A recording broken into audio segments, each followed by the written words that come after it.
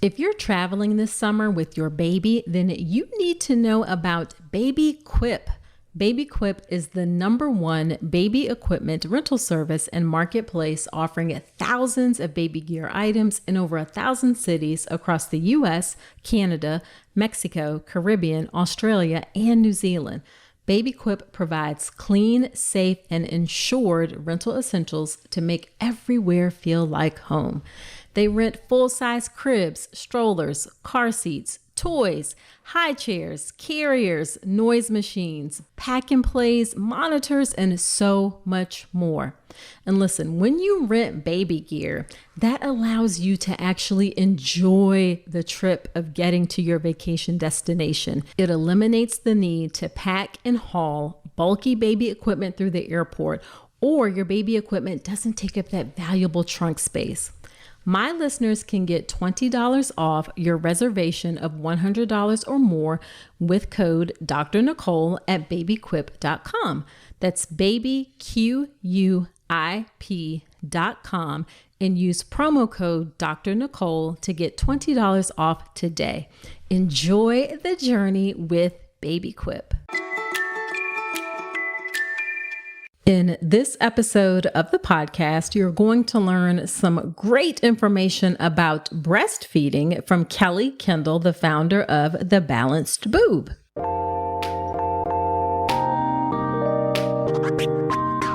Welcome to the All About Pregnancy and Birth podcast. I'm Dr. Nicole Calloway Rankins, a board certified OBGYN who's been in practice for nearly 15 years. I've had the privilege of helping over 1,000 babies into this world, and I'm here to help you be calm, confident, and empowered to have a beautiful pregnancy and birth. Quick note, this podcast is for educational purposes only and is not a substitute for medical advice. Check out the full disclaimer at drnicolerankins.com/disclaimer. Now let's get to it. Hello there. Welcome to another episode of the podcast. This is episode number 213. Whether you are a new listener or a returning listener, I am so glad that you're spending some of your time with me today. In today's episode, we have Kendall. Kelly is a nurse and an IBCLC, that's an international board certified lactation consultant, and she's the founder of the Balanced Boob, which provides support and education to breastfeeding families. As a nurse and IBCLC, Kelly spent years in a busy birthing center, and so she knows the real challenges that face new parents. She specializes in prenatal breastfeeding education that helps empower parents to know how their body works and what their baby needs so they can make decisions that work best for them. She really believes that knowing and practicing some skills pre-birth will help build parents' confidence so they can help their baby feed through any early challenges and build a great milk supply. We have a great conversation where you're going to learn about the ideal time to start learning about breastfeeding. Hint, it's going to be while you're still pregnant. What are the most important things to do to prepare for breastfeeding? What are common challenges that you may encounter and how to address those challenges, like sore nipples? We'll talk about the benefits of hand expression. I learned something new here about this myself. And then we'll go through some misconceptions about breastfeeding and much, much more. You're definitely going to learn a lot from this episode today. Now, before we get into the episode, if you haven't already invested in childbirth education, then please do so. Childbirth education is so important to help you really be prepared for all of the things that may come your way during your birth. Of course, I have a fantastic option in the birth preparation course. The birth preparation course is my signature childbirth education class. It's all online. It will get you calm, confident, and empowered to have a beautiful birth experience. Thousands of folks have gone through the course. I would love to be able to serve you in the course too. Great information all the way from how to get in the right mindset for your birth to some tips to help you get off to the postpartum, help you get off to a great start postpartum, to everything in between, what happens in your body during labor and birth, possible scenarios that you may encounter so you can be ready for those. And the course is really, really geared towards folks who plan to give birth in the hospital. That's what I know. That's what I am exceptional at. And that is what I teach you about as well. So you can check out all of the details of the birth preparation course at drnicolerankins.com/enroll. All right, let's get into the conversation with Kelly Kendall from the Balanced Boob.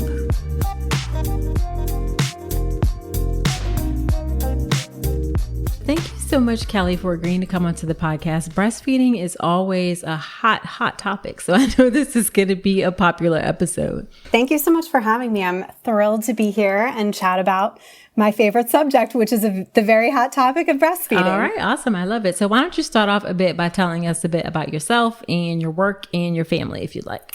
Yeah, so I am a nurse and a lactation consultant in IBCLC, which stands for International Board Certified Lactation Consultant. Okay. And I am the mom of 2, and I'm married to my college sweetheart, and we live in Maryland.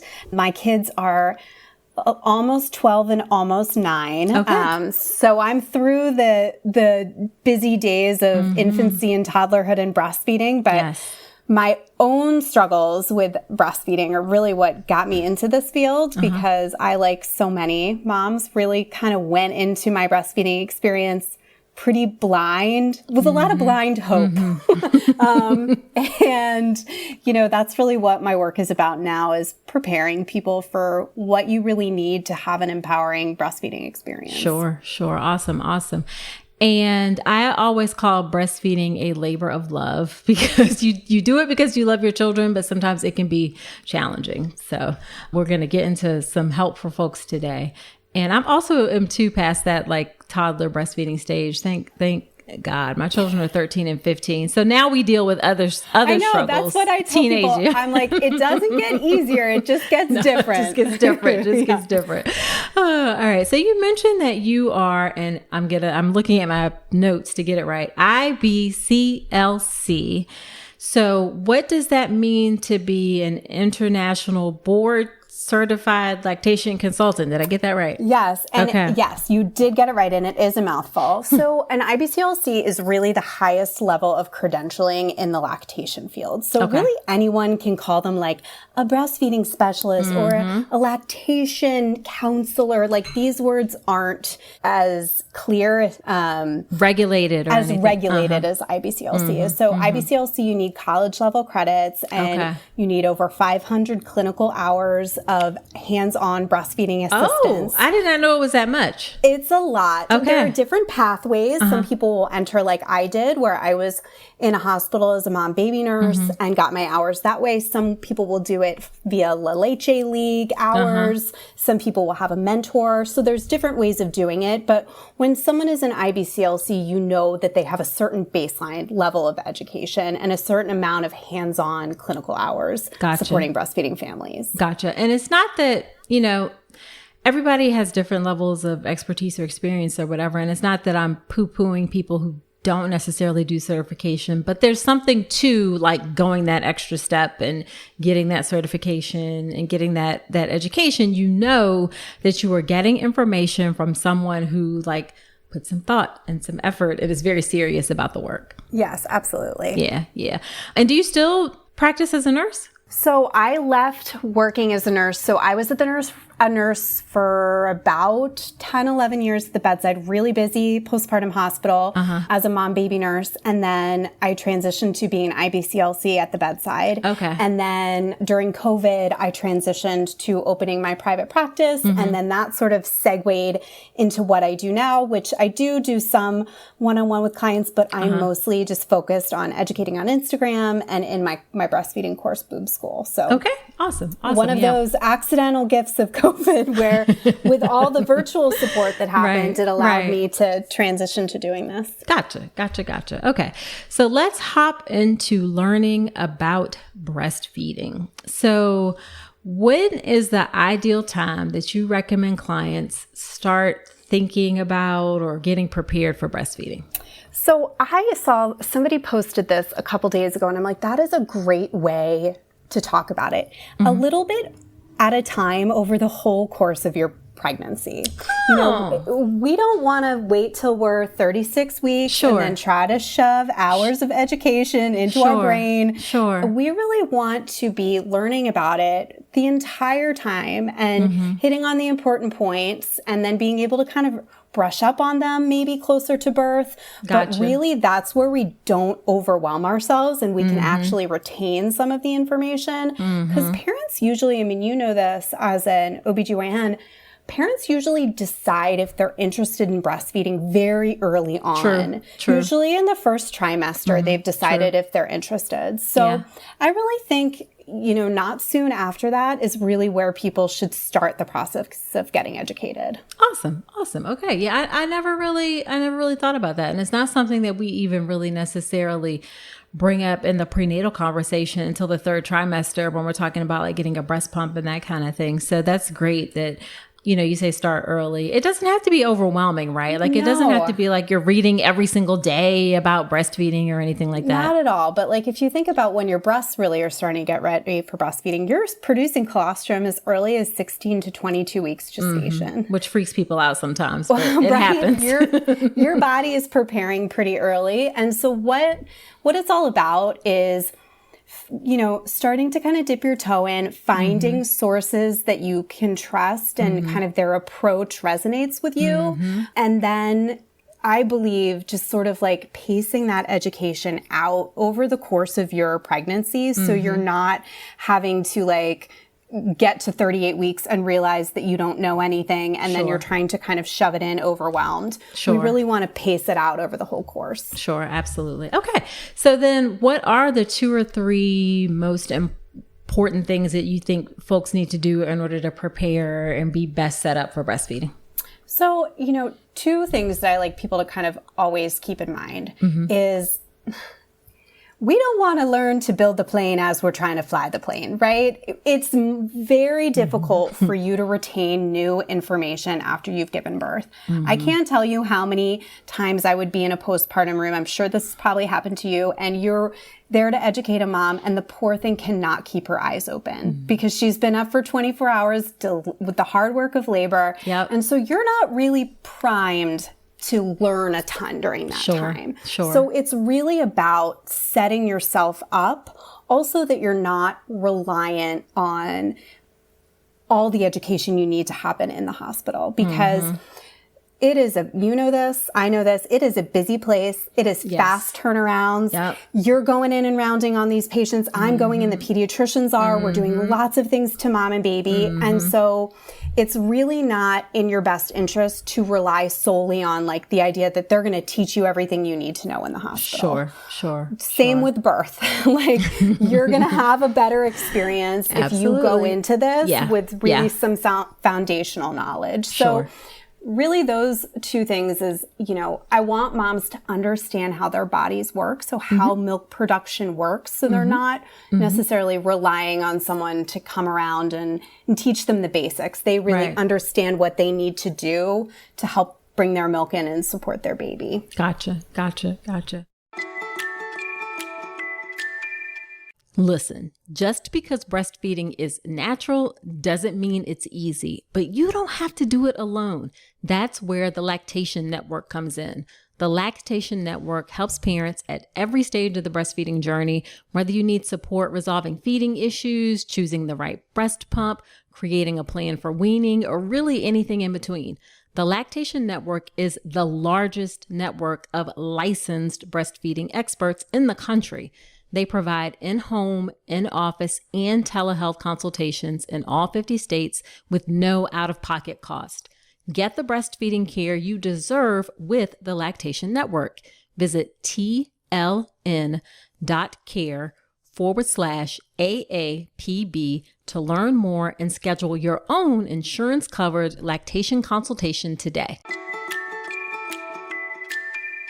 So along sort of similar lines, what are the most common challenges that you see when people get started with breastfeeding? Like 2 or 3 things that you see come up time and time again. And what are things to help with those challenges? Yeah. So I think the first thing I would say is just a lot of parents kind of have this idea that their baby is going to be born.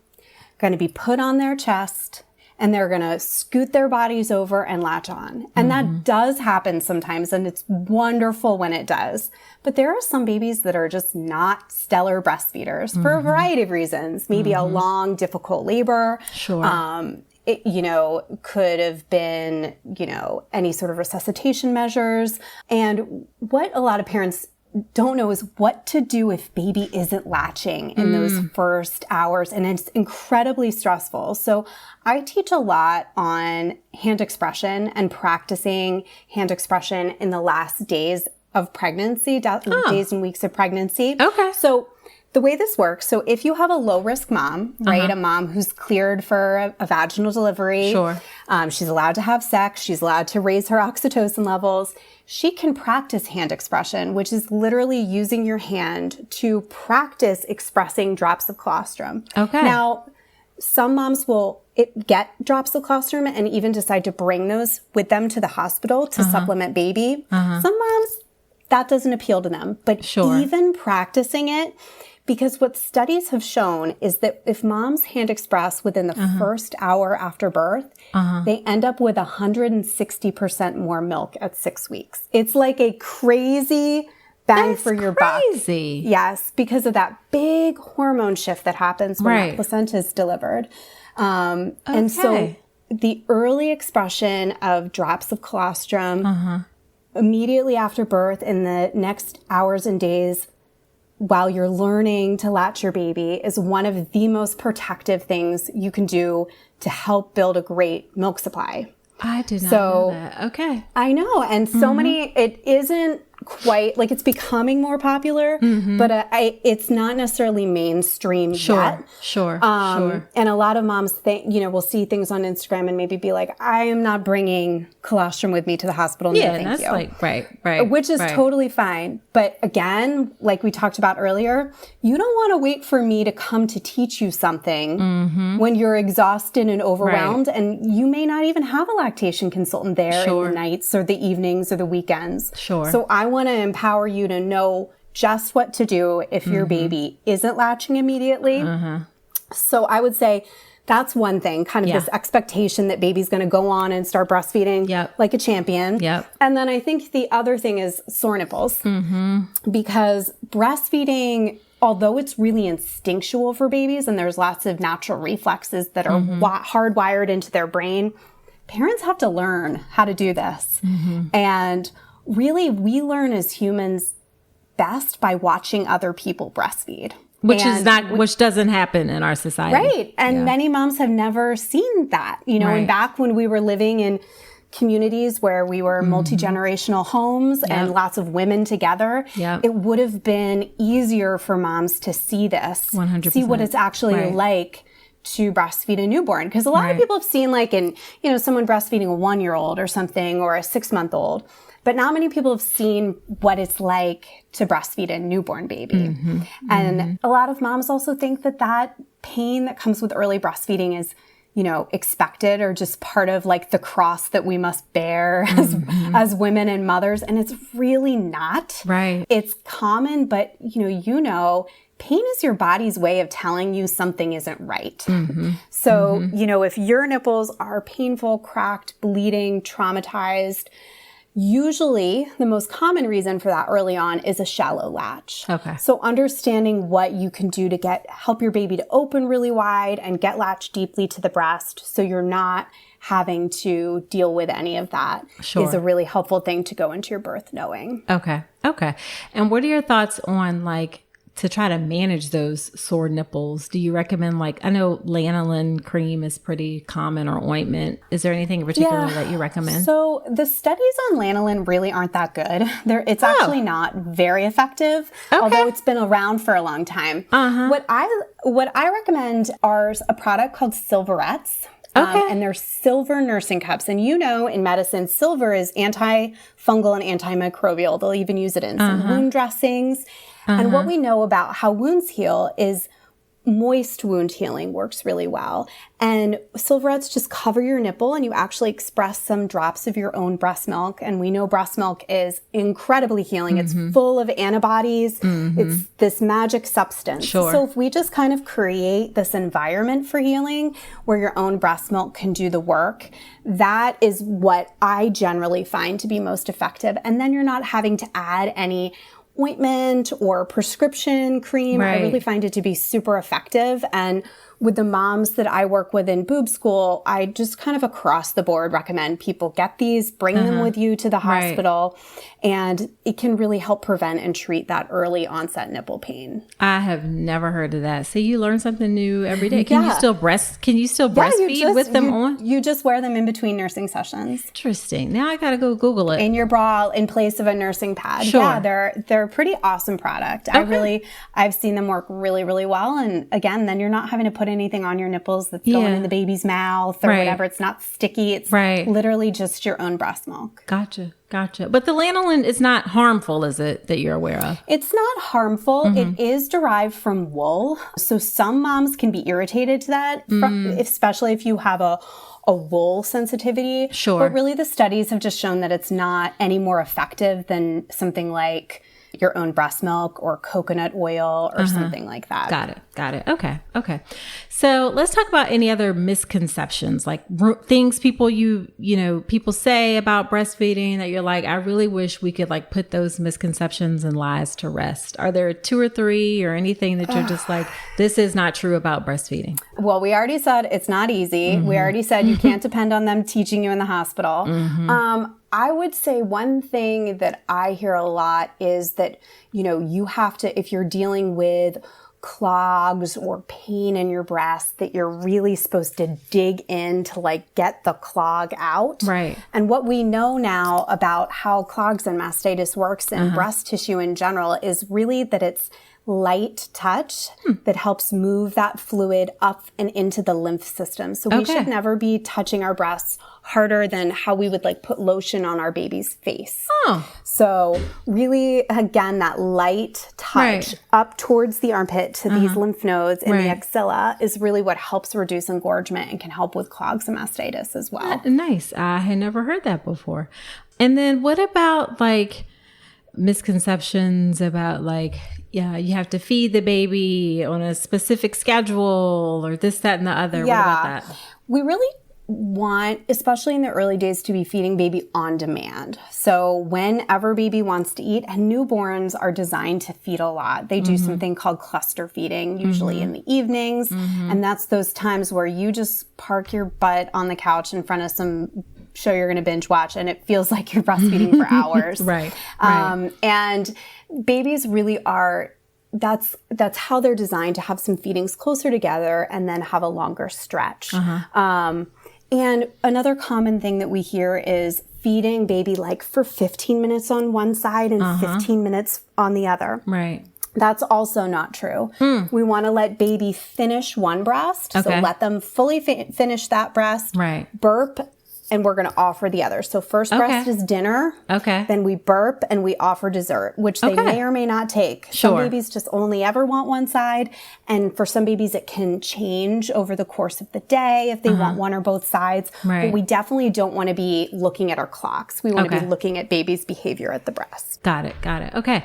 So lots of people are going to breastfeed at the breast, and some people are also going to pump. So what are your thoughts about when to introduce pumping and then some suggestions to make sure pumping goes well? Yeah, so definitely I'm someone who believes pumping is breastfeeding. Exclusive pumping is a way, anytime your baby's getting your milk, usually if things are going well, like if you're not needing to supplement or anything like that, you're not wanting or needing to do bottles early on, you can wait, until a month and just really, I'm always telling the moms I work with, like, team less work in the early postpartum days. So if we can take one thing off your plate, wait a little bit longer till, you have your footing and then introduce the pump. One thing I will suggest is I talk to my moms about measuring their nipples for their phalange in pregnancy, at the end of pregnancy.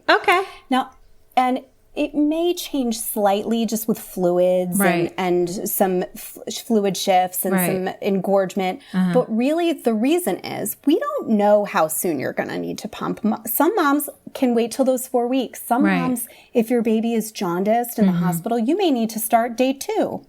And so if we know that, I measure, 37 weeks and I realize that my nipple diameter is 15 millimeters, I'm going to know that 24 millimeter phalange that they're going to hand me in the hospital is not going to work for me. And many hospitals only have one size phalange or maybe 2 sizes of phalanges to offer you. So you can actually get phalange inserts that you can just order on Amazon. They're less than $20, throw them in your hospital bag. So then you have a correct size to bring with you to the hospital if you were needing to pump early on postpartum. Okay. I have never heard of anybody measuring it's more like a trial and error, just stick it on there and see what happens, for lack of a better way to put it. Yeah. So it really can impact how comfortable the pumping session is for the mom and how effectively they're removing milk. And moms can actually really damage their nipples if they're using a phalange that's very poorly fit. Okay. And this is something I will tell you, this is something that's really changed in the last couple of years. Like it used to be when I was at the hospital, to be like, all right, here's 24, it looks okay. And now we're realizing like, actually the size that we're giving moms really does impact their pumping experience and how their nipples are feeling. And so it's important to have the right size. Okay. That makes a lot of sense. Are there any particular pumps that you recommend? I mean, pumps are like a whole new level now from back when I was pumping. Yes, it was like the Medela and that was like the gold standard, but now there's tons more. There's the hands-free ones that you can do while you're doing other things. So the hands-free ones like the Willow or the LV are more what we call secondary pumps. Okay. So they are great in a pinch. You can use them some of the time, but for most moms, those aren't going to be strong enough to be what you would use as your full-time pump, especially if you are primarily pumping. Okay. So a really good, solid at-home pump that's very popular is the Spectra. That's kind of a good workhorse that a lot of moms can get through their insurance company. Pumpables is another pump that I love. That's something that's really small and you can be mobile with it, but it's still a strong and effective pump. Sure. And those are probably my 2 faves. But the pumping rabbit hole is large, and there are accounts on Instagram devoted just to exclusive pumping, and there are millions of pump reviews on there that you can dig through. Yeah, as a matter of fact, I have a guest who will be coming on, and all she does is help with pumping. Awesome. So stay tuned. Stay tuned for that. Listen, just because breastfeeding is natural doesn't mean it's easy, but you don't have to do it alone. That's where the Lactation Network comes in. The Lactation Network helps parents at every stage of the breastfeeding journey, whether you need support resolving feeding issues, choosing the right breast pump, creating a plan for weaning, or really anything in between. The Lactation Network is the largest network of licensed breastfeeding experts in the country. They provide in-home, in-office, and telehealth consultations in all 50 states with no out-of-pocket cost. Get the breastfeeding care you deserve with the Lactation Network. Visit tln.care/AAPB to learn more and schedule your own insurance-covered lactation consultation today. Okay, so if people are having trouble with breastfeeding, particularly, actually, let's talk about both sides, because actually people think that oversupply is not a problem, but it actually can be a problem for people and a very uncomfortable one. So what do you do when you have oversupply?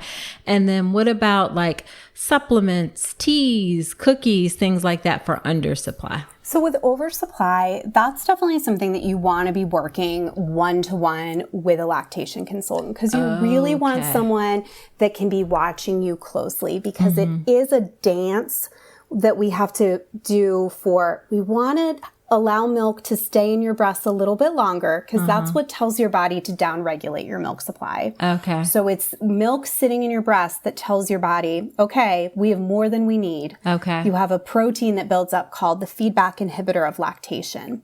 But we want to watch you really closely because if we do that too much, we can raise your risk of mastitis or clogs.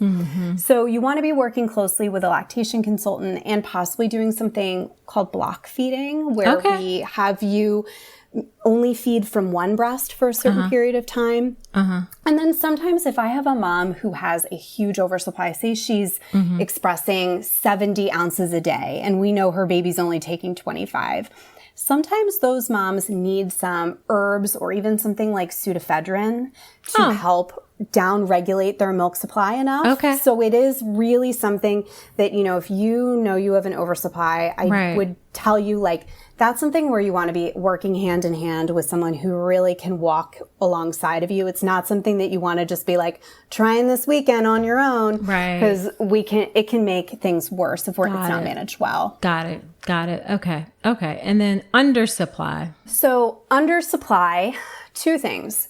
The key with low supply is getting to the root cause. So there are two kinds of low supply. Okay. Something called primary low supply, and those are the cases with moms who may have insufficient glandular tissue or maybe PCOS or hypothyroid. They may have a medical condition that impacts their ability to make milk. Sure. And there's secondary low supply where maybe baby is tongue-tied or mom didn't get good breastfeeding information early on. There was a lack of stimulation, something along those lines. And you can have a combination of both. Okay. But with low supply, we really want to target how we're treating you to what's going on. Gotcha. Because if you are a mom with insufficient glandular tissue, you can eat every damn cookie in the world and you can be feeding your baby. Yeah.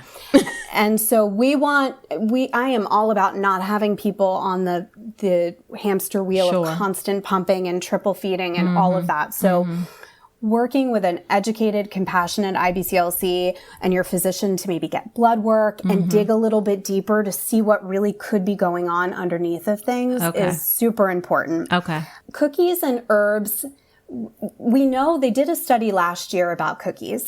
Oh, okay. And I love cookies. Right. And what they found out is they don't really help.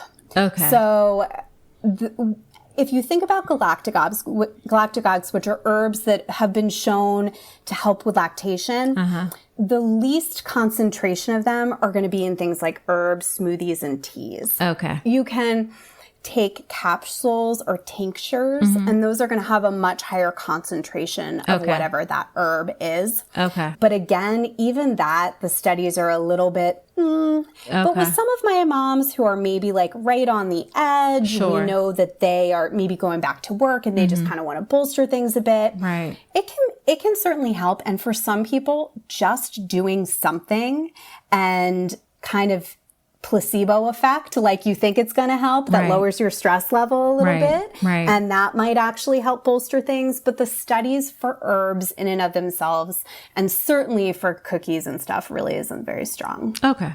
So probably there's no evidence that it helps, but it probably won't hurt, I guess. Yes. And the thing that's tricky about herbs is it's very trial and error. We don't quite know what is going to work for you until you try it. Got it. And those things they're expensive. Okay. So before I recommend any of those with people, we're going for the low hanging fruit. Right. We're going to make sure that baby is efficient, that you have a well-fitting pump, that you're emptying your breasts effectively. Because if you're not doing those foundational things, you can eat all the cookies, drink all the teas, take all the capsules, and it's not going to make up for that. Okay. That makes sense. All right. So say someone is having trouble, or even they want to establish a connection with the lactation consultant even before, during pregnancy. That's actually one of the things I say is try and line up help before you need it, actually. And if you don't need it, great. But if you do, you have it there. So if someone is looking for a lactation consultant, what are things that they should look for? What are 2 or 3 questions to ask? I think asking someone's experience level, when you meet them, what their experience is and kind of their general philosophy. One thing that's helpful now, in the world of Instagram is you can there are many lactation consultants that have social media accounts and you can sort of feel someone's vibe out and kind of decide if they might be a good fit for you. And, looking for support groups. In my breastfeeding course, we also have a live support option. So you also get a Facebook group similar to yours. Right. So people can come back and ask questions because, what really gets us is those new moms or those 2 a.m. Google spiral dumpster dives. And, if people have a place that they can trust to go and ask questions, it really helps. But yeah, you can also look at what your insurance company will cover in terms of lactation support. Yep. And I would advise you, reach out to those lactation consultants who your insurance cover, double check that that's up-to-date information. And sometimes you can book something ahead of time for a couple weeks after you deliver. Just like, you have well visits with your pediatrician. Sure. It's always a good idea to, have a check-in, ask your questions. And, breastfeeding is one of these things that really changes a lot over the course of your breastfeeding experience. What would be a problem with a 4-week-old is totally normal with a 4-month-old. Gotcha. So, having a place that you can go to ask those questions over the whole breastfeeding journey is really helpful and lowers parent stress a lot. Gotcha. And I imagine you might have people who have different philosophies, maybe some people are like, we're going to breastfeed at all costs. And, maybe that's not what you want. Maybe it is. Maybe you want someone who's a little more flexible, or if you are just tired and things aren't going okay, that they can help you feel good about whatever choices you make to feed your child. Yeah. So you want to make sure you have that good fit. And I assume if it's not a good fit, then find someone else.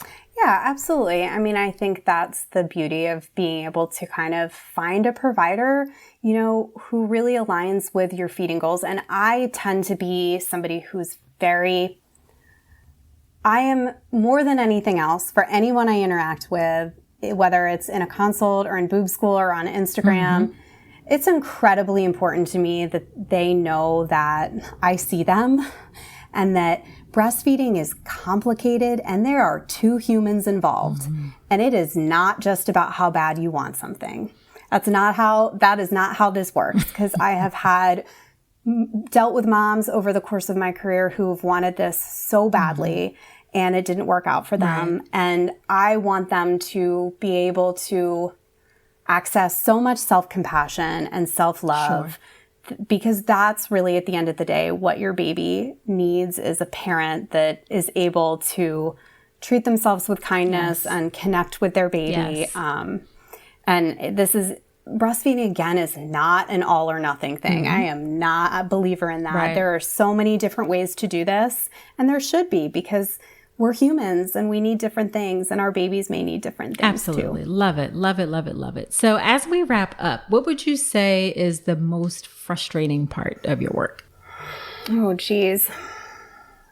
I think the most frustrating part of my work is just how much misinformation is out there. Sometimes it feels like it's like whack-a-mole. Like the things that come up on Instagram and I see circulating on mommy blogs and these people that, are on Instagram as experts and their breastfeeding knowledge really is, I breastfed a child, which not that they don't have anything of value to contribute, but it's not the same thing. And I think you probably can feel the same 100%, way. 100%. So that's definitely the most frustrating. Yes, yeah. It's not that you can't learn from other people who have done this, and you should, but that should not be your only source of information. Experience matters in this arena, I think in particular, definitely for what I do for birth. Being a part of so many births brings a wealth of knowledge and experience that just is not replaceable. Yeah. And it's the same thing when you've sat with so many women and I've seen this, I've seen that, I've seen this tweet, that experience just brings so much. So it's not discounting what other people are saying, but don't rely on that as your only source of information. That's my 2 cents and side note to that. Yeah. So on the flip side, what is the most rewarding part of your work? Oh my God. I'm just somebody who is amazed by moms and babies every day. And I think to watch a mom trust herself, learn to trust herself, is one of the most beautiful things to witness in the world. And when I work with a mom who maybe breastfeeding isn't going exactly how they thought, but they're still able to treat themselves with such fierce self-compassion, that just, it blows my mind, and I'm really proud of it. Yeah, I love that. So then what is your favorite piece of advice that you like to give to expectant moms or expectant families? I think build your community of support now. This is the time to access what is around you in your community, whether that's on Instagram or in your physical community. You know, find your pelvic floor therapist, find your lactation consultant, find your mom mental health therapist that's out there in your community. So really, you know, this is the time to gather those resources, so they're right there at your fingertips when you need them. All righty. And speaking of resources, where can people find you? Your website, your Instagram, your class, all of the details. Give it to us. Yeah. So you can find me on Instagram at the Balanced Boob, and my website is the same, thebalancedboob.com. And then you can join us in Boob School, which is my breastfeeding class for expectant parents and parents that are already in the thick of it. Really, we work to support you in all the things that can come up with breastfeeding. Okay. So awesome. Well, thank you so much. And of course, we'll link all that in the show notes. Well, Kelly, thank you so much for agreeing to come onto the podcast. Super helpful information. Thank you. Awesome. It was so wonderful to chat with you.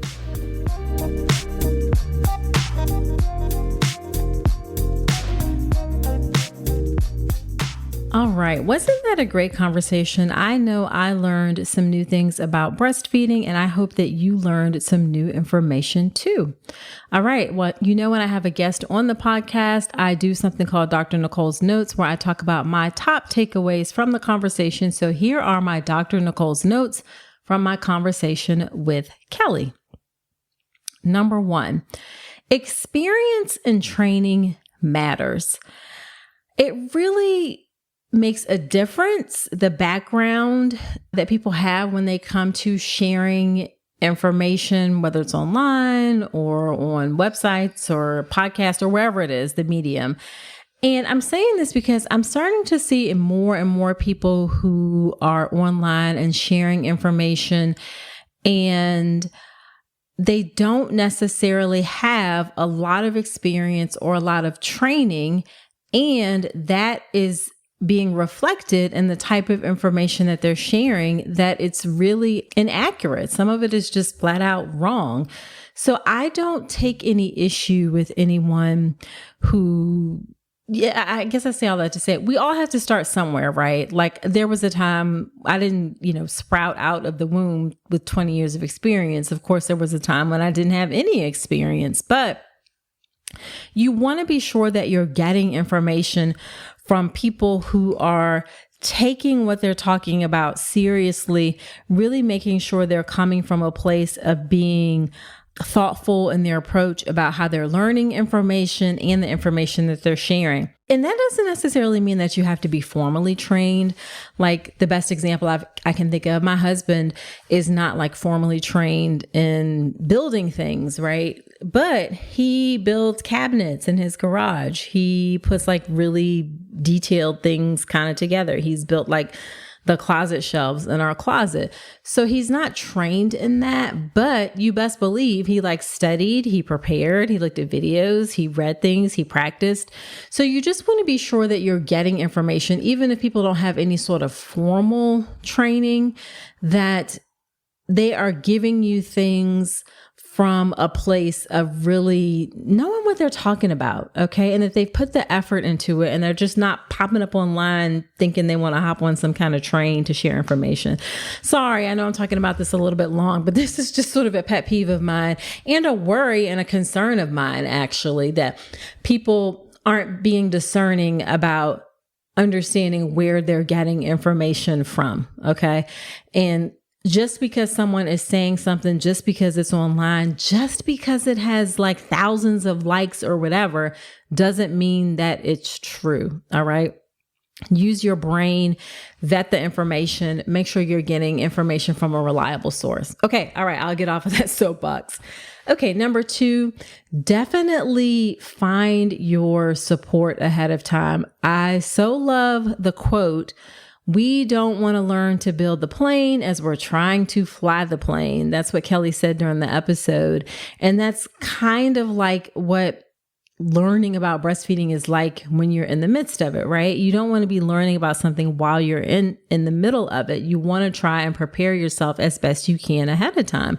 So you definitely want to take the classes, take the education, find your support, line up your lactation counselor ahead of time, okay? And this can honestly be for all kinds of support. Maybe you want to get a postpartum doula who can help you, that they may double as a board certified lactation consultant and help provide that postpartum doula support as well. You can get kind of 2 for 1. That's one of the things that I tell people to ask for in their registries is contributions towards a doula, whether that's a doula during labor or maybe a postpartum doula as well. Definitely just line up your support ahead of time so you're not in the thick of things and then trying to figure things out. It's so much better to have the resources and things lined up before you need it. And that brings me to the third point, is that education doesn't have to be overwhelming. You know, sometimes it feels like you got to learn all this stuff. You got to learn what to do with the baby. You got to learn about childbirth education. You got to learn about breastfeeding, but it really doesn't have to be overwhelming. And if you approach it in a way that is systematic, that is systematic and sort of manageable, if you can find resources that help take the guesswork out of you having to figure different things out, right? So if you can find people who've already kind of gotten the information together for you, or you find resources, you know, like this podcast, like the birth preparation course, or people who are online in various formats, and they've kind of organize things for you. It doesn't have to be overwhelming. It's like a little bit a day. You start towards the middle of your pregnancy and just kind of prepare yourself slowly. It doesn't have to, I don't want you to feel like it has to be overwhelming or you have to know every single thing. You're not going to know every single thing, but you can definitely know a general idea of how to approach your labor, how to approach your birth, how to be prepared for breastfeeding. Honestly, the baby part, that feels like the scariest part, like taking care of a human being. But honestly, those things you do kind of figure out, like bathing, diapering, those things you figure out fairly easy. But I do think help with breastfeeding, definitely help with, you have to take childbirth education. That's a non-negotiable for sure, especially in the U.S. healthcare system. It doesn't have to be overwhelming. You can definitely check out my course, the birth preparation course for your childbirth education. That's drnicolerankins.com/enroll.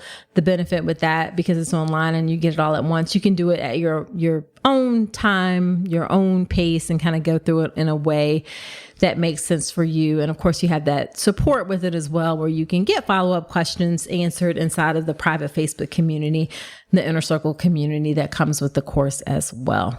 Woo. Okay. All right. So there you have it. Do me a solid. Share this podcast with a friend.